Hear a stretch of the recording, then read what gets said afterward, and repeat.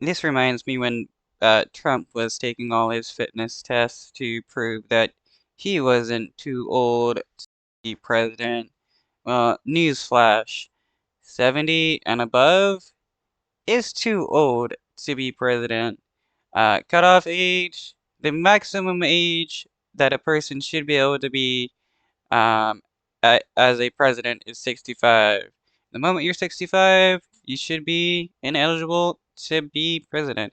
If we're going to have a minimum age for presidency, we need a maximum age. The oldest president in US history left Walter Reed National Military Medical Center triumphant after a 2.5-hour routine physical examination from which his doctor handed down a verdict of fit for duty. Cognitive tests are not usually included in such examinations, and the White House rebuked any suggestion that this would be necessary. The president's doctor has said, if you look at what this president, the president who is also the commander-in-chief, he passes a cognitive test every day, as he moves from one topic to another topic, understanding the granular level of these topics. Okay, so what about when he's confusing leaders for different leaders, or not able to remember who is what's going on, or anything like that? Like with Trump, when he's having his memory slip-ups, calling his wife Mercedes, or saying Nikki Haley and Nancy Pelosi are the same people, are confusing each other for each other. After polling showed that 76% of US voters have misgivings about the president's age in the run-up to the 2024 presidential race.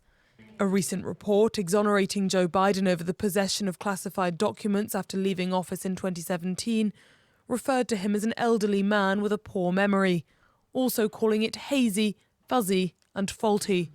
His response was irate.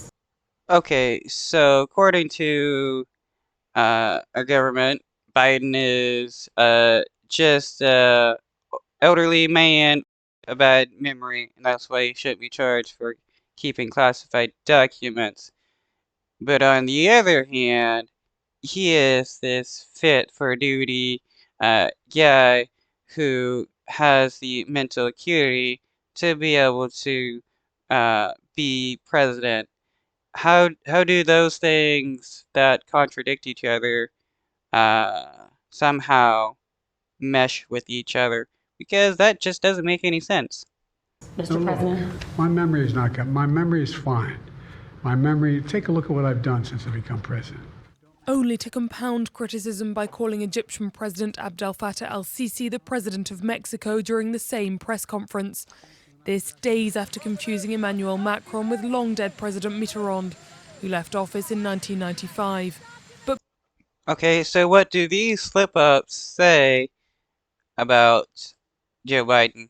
He's definitely getting up there in age, and everybody knows when people start getting up there in age, their mental facilities start slipping, and that is when, they should stop working. I mean, most people want to retire at like 65 and stuff. That's in my opinion why the maximum age for presidency should be at least 65. Probably lower it down to 60. But Biden's most likely opponent, Donald Trump, is 77, and he too has had his moments, as his opponent for the Republican nomination reminded voters. It's bigger than just Joe Biden. You can look at the same thing, whether it was Donald Trump getting me confused with Nancy Pelosi, his temper tantrums, the things that he's done.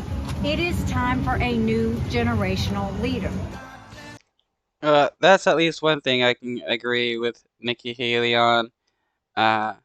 It is time we had actual, young blood be president, and have a different generation of people be the leaders of the United States, instead of having people that are 70 and 80 years old being either like Congress people or being the president.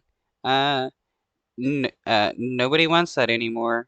The generation that exists nowadays, they want people that they can relate to. But as Trump closes in on the Republican nomination,